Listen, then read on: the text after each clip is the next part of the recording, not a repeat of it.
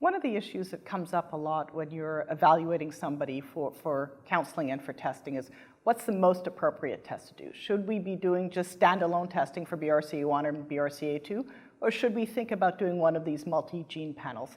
And it really goes back to some simple rules, actually. The first thing is really just look at the individual's own personal cancer history and their family history.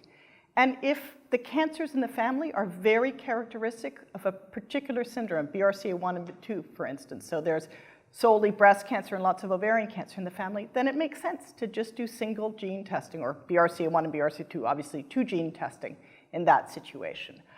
If you have a family where it could fit any number of syndromes, so there's some thyroid cancers thrown in, or endometrial cancers that might be suggestive of other syndromes, then it tends to make sense to think about a multi-gene panel.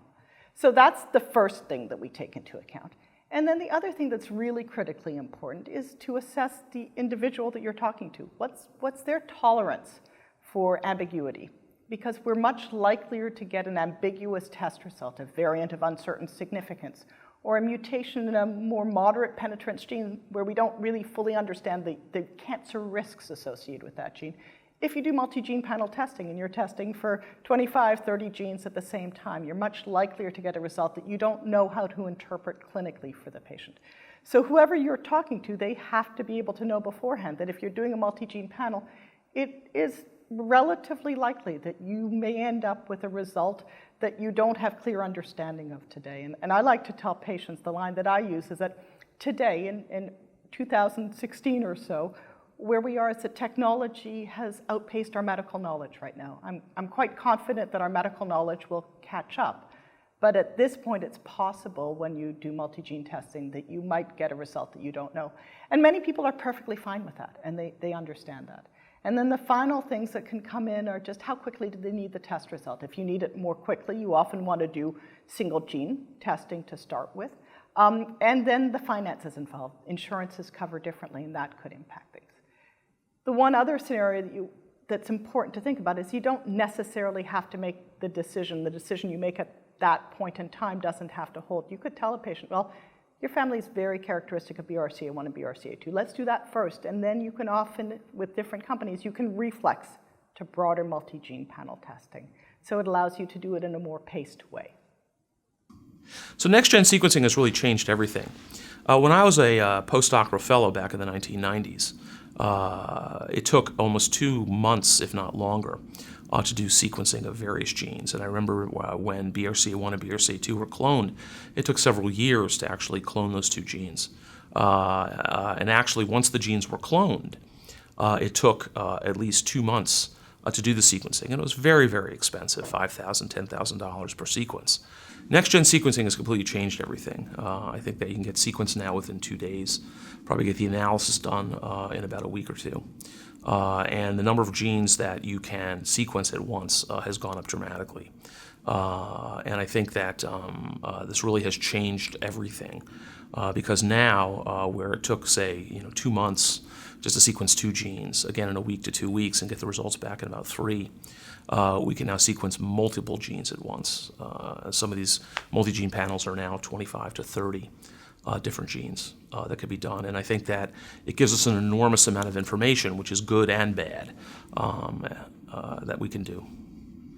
So the challenges in state-of-the-art testing for hereditary breast cancer mostly relate to access to the testing, and then they also relate to the identification of so-called variants of unknown significance.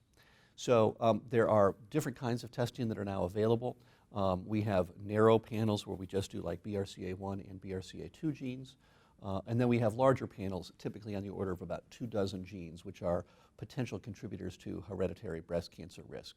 And our genetics team uses these in different ways depending on the clinical situation. If mom has a BRCA1 mutation and the daughter wants to know if she has it, all you need to do is test for 1 gene. But in most situations, you're casting a broader net and you want to look around a little bit more, and that has led to widespread adoption of the multi-gene panels.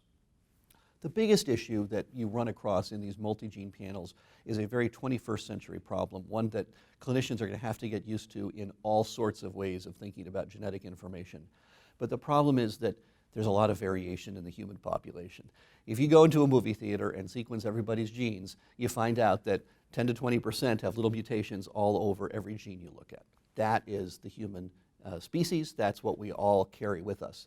Most of those mutations are not clinically significant. And so sorting out the wheat and the chaff, which mutations are really important ones, which are telling you something very critical about hereditary risk of cancer or other illnesses, and which ones are just genetic noise is a problem. And the way to handle that problem is to create large databases where you collect the information and you correlate these genetic variants with clinical outcomes. And over time, you enrich that database so that at the end of that time, you know that if you have this weird mutation and you have a single point mutation in that gene, that that's just noise versus this one is something to be concerned about.